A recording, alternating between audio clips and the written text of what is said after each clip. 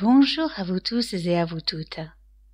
Pour cette dernière nouvelle lune en Cancer, il m'a semblé important, à ceux à qui ça intéresse bien sûr, de vous donner l'opportunité de travailler sur vous, sur vos ancêtres, mais aussi d'apprendre à vous libérer de certains de vos conditionnements, de vos peurs, de vos angoisses, de vos blessures, pour reprendre le contrôle de votre vie, surtout en ces périodes incertaines où chacun essaye tant bien que mal d'avancer dans ce brouillard énergétique qu'est cette année 2020.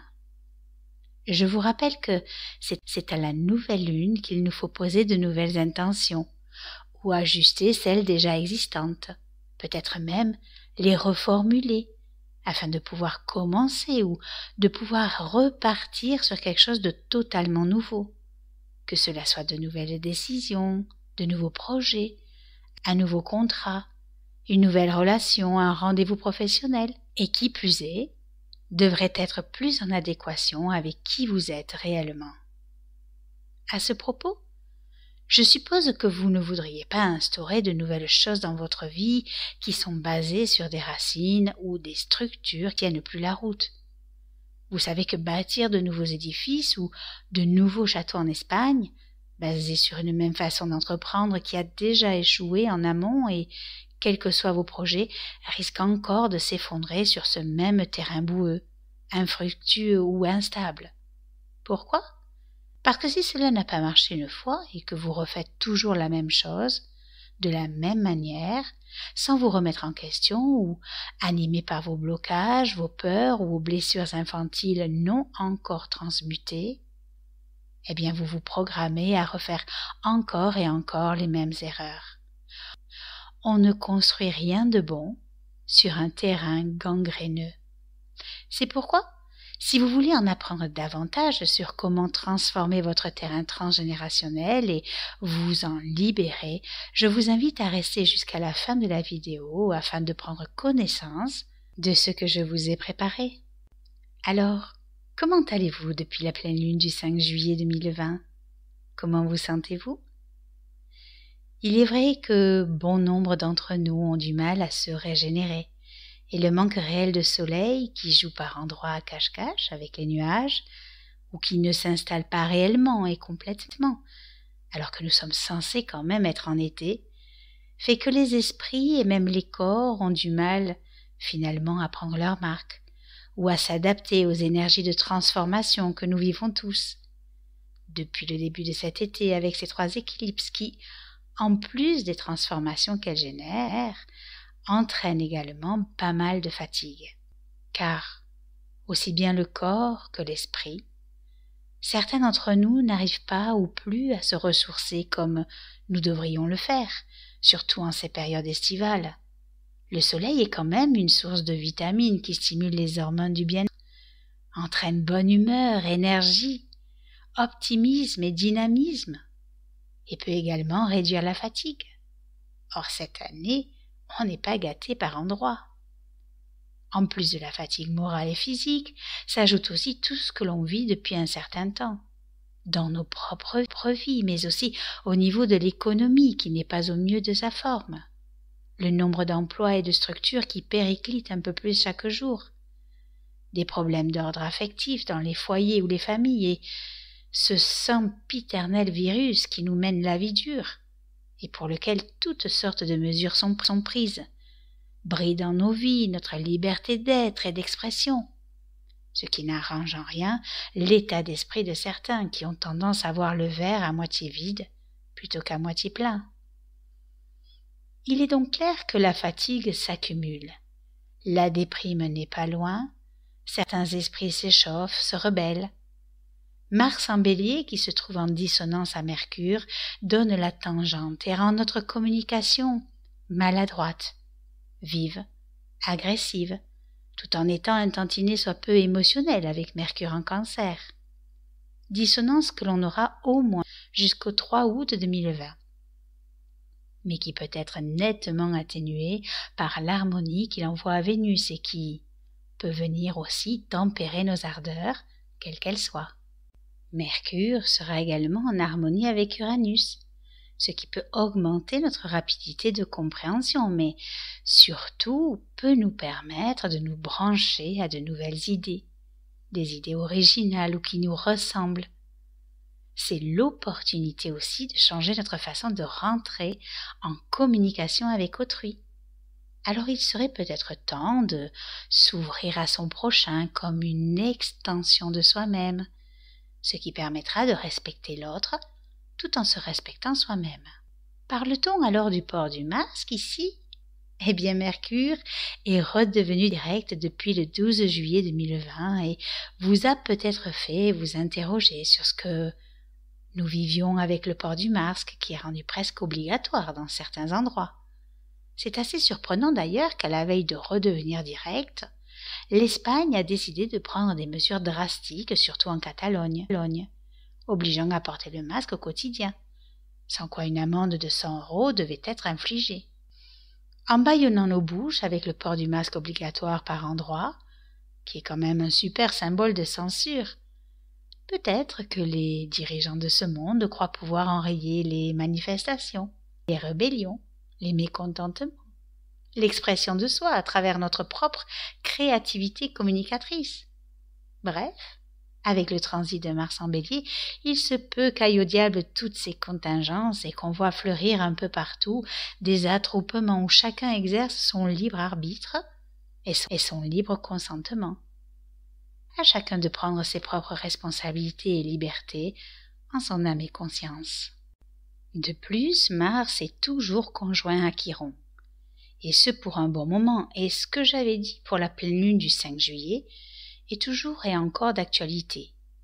Nous sommes en train d'apprendre, à travers ce que l'on vit journalièrement, à canaliser cette force martienne, non seulement dans nos vies, mais aussi à l'intérieur de nous. Il n'est plus conseillé de lâcher les fauves intérieurs à la moindre remarque, insulte ou désobligeance, mais vraiment de laisser le maître en nous nous enseigner comment maîtriser notre agressivité ou notre impulsivité. Comprenez bien que l'énergie que vous aurez réussi à canaliser ne sera pas en vain. Ce sera de l'énergie propre à votre propre construction et créativité dans les domaines où Mars transite dans chaque thème. N'oublions pas que Mars se mettra 3 jours après la nouvelle lune du 20 juillet en dissonance à Jupiter, mais aussi avec Pluton le 26 juillet et avec Saturne le 5 août. Maintenant, les diverses tensions que de tels aspects peuvent engendrer, et cela peut-être même au-delà de janvier 2021. Ce qui veut dire que pendant ces 5 à 6 mois, pas davantage, nos actions pourraient se heurter à des murs. Certains pourraient se sentir insatisfaits, d'autres frustrés, impatients, impulsifs, et l'on pourrait assister à diverses réactions, tout aussi intenses que pénibles. Ce qui ne manquera pas de nous confronter à ce que l'on a compris et appris de la maîtrise de soi, et ce, quels que soient les domaines impactés. De ce fait, cette nouvelle lune du 20 juillet 2020 se fera dans le 3e décan du Cancer, à 28,27 pour le Soleil et à 28,28 pour la Lune. Dans ce 3e décan du Cancer peuvent remonter à la surface des angoisses, des inquiétudes, et pour certains, un réel besoin de sécurité, que cela soit chez soi, dans son foyer, au travail, en famille, dans nos relations affectives ou amicales. Avec ce besoin aussi de pouvoir se sentir en sécurité intérieurement, avec l'assurance que tout ira bien quoi que l'on fasse ou quoi que l'on dise, quels que soient les choix ou les décisions que l'on pourrait prendre. N'oublions pas que le signe du Cancer correspond à tout ce qui représente la gestation et la petite enfance.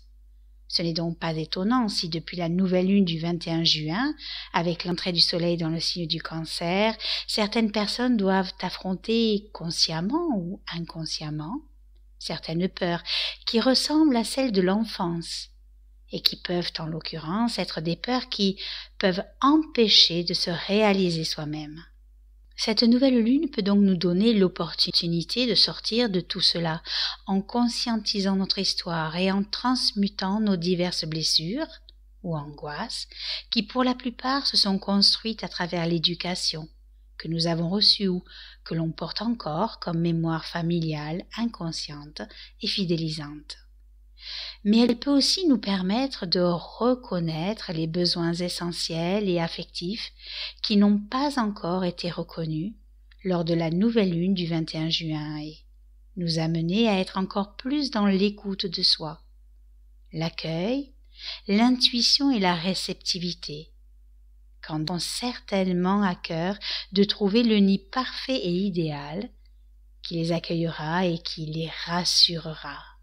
Cependant, et vous vous en doutez bien, cette nouvelle lune est encore une fois de plus en dissonance au trio Jupiter, Pluton et Saturne en Capricorne.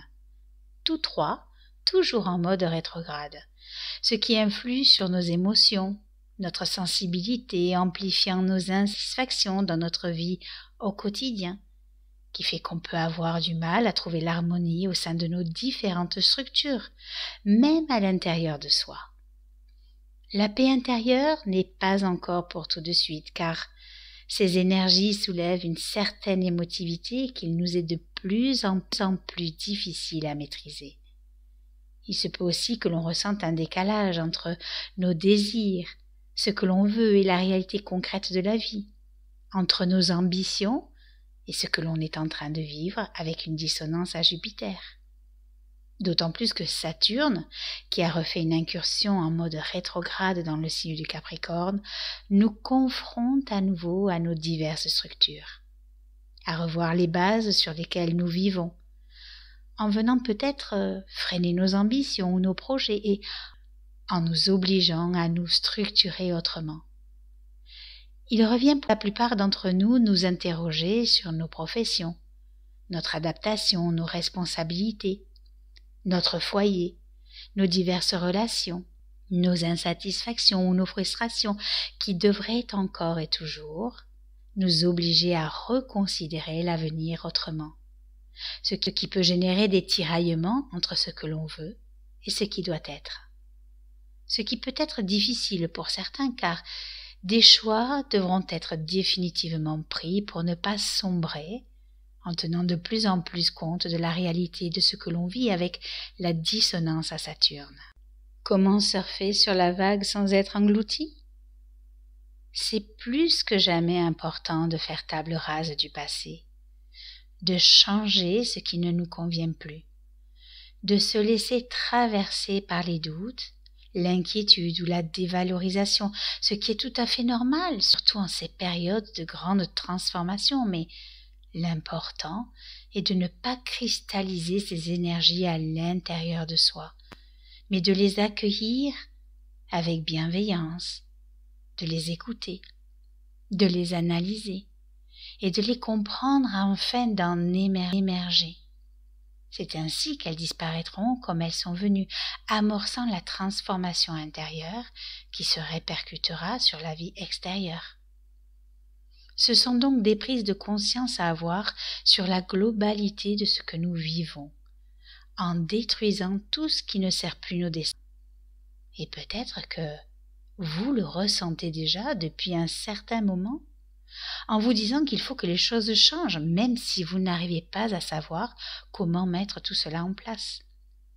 L'intention première, si vous savez vous brancher sur ces énergies de Mars en Bélier, peut vous amener à construire ou à entreprendre vos élans créatifs.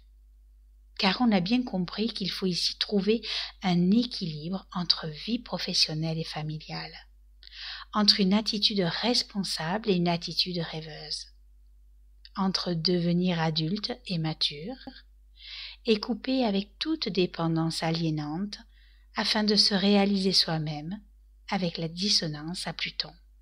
Profitez de cette belle harmonie Lune-Soleil-Neptune pour vraiment écouter vos intuitions sur la suite à donner à vos intentions, à vos projets ou à vos déconstructions. Branchez-vous là aussi sur les énergies de cette nouvelle lune car vous pourriez bien percevoir intérieurement qu'il est temps de vous faire confiance et de vous lancer dans vos diverses entreprises avec la certitude de comprendre intuitivement ce qu'il vous faut faire. Laissez la part belle à votre âme de vous guider, de vous enseigner sur le chemin à arpenter. Et peut-être bien que vous saurez sans savoir comment ce qu'il faut améliorer dans votre vie. Peut-être serez-vous aussi submergé par quelques idées nouvelles, ce qui pourrait libérer les énergies en votre faveur et vous ouvrir à d'éventuelles opportunités qui vous permettront peut-être d'entrevoir tout le cheminement vers la réalisation de vos rêves. Neptune est aussi en harmonie avec Jupiter et Pluton, ce qui peut être une aubaine pour certains d'entre nous, car il nous permet de nous rapprocher un peu plus de notre sagesse divine, de notre sagesse intérieure, et de nous en servir pour améliorer notre existence, et peut-être même favoriser l'existence de ceux qui nous entourent, en liant notre spiritualité, nos rêves et nos qualités de régénération. Seul petit bémol, ne pas se laisser aller à la paresse, au doute, à un certain idéal ou à des rêves intérieurs utopiques, sans tenir compte de la réalité, car alors on pourrait être déçu des résultats ou de ce qui se met ou pas en place, avec une dissonance Vénus-Neptune. Gardons quand même bien en tête qu'il nous faut peut-être en passer par là pour se libérer une bonne fois pour toutes de tout ce qui entrave la bonne marche de notre évolution, pour créer la vie qui nous ressemble, pour goûter ou retrouver la joie de vivre, pour mieux se sentir dans notre peau, pour pouvoir réaliser nos aspirations personnelles, arriver à équilibrer nos sentiments, mais aussi notre affectivité. Travailler sur toutes ces énergies pourra alors nous procurer plus d'enthousiasme, car ce quintile Vénus-Jupiter peut nous aider, si on élève notre conscience, à plus de créativité dans notre vie, pour enfin finalement se réaliser pleinement. Je vous souhaite à tous et à toutes une excellente nouvelle lune, qui va vous permettre, si vous le souhaitez et si vous l'acceptez en conscience, de faire table rase sur certaines choses de votre passé, sur certaines blessures, angoisses ou peurs, car il est temps à présent de devenir cet être libre, autonome et indépendant de toute attache à tout archétype parental, pour vous recréer comme l'être authentique et intègre que vous êtes. Et puis, pour conclure, nous arrivons à présent à la fin de cette vidéo.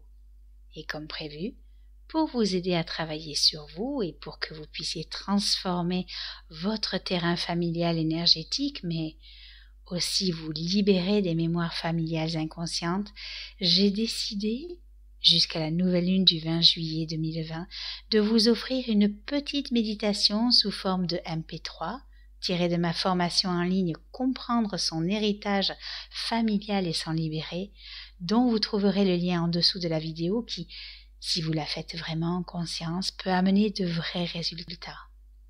Une fois que vous avez téléchargé votre MP3, vous recevrez en suivant une offre promotionnelle très intéressante qui peut vous intéresser si vous voulez rentrer encore plus profondément dans ce travail intérieur que chacun aborde selon son propre niveau de conscience. Attention, cette offre est limitée dans le temps, c'est-à-dire que vous pourrez l'utiliser que jusqu'au lundi 20 juillet 2020 et ce jusqu'à 23h59. Jour bien évidemment de la nouvelle lune. Merci pour votre confiance et très bonne reconnexion. D'autre part, n'oubliez pas aussi de liker ma vidéo ainsi que de la partager autour de vous et de vous abonner à la page Facebook Ressourcea Astrologie 65. Vous trouverez de toute façon tous les liens en dessous de la vidéo. Merci pour votre intérêt pour mes capsules astrologiques et à bientôt.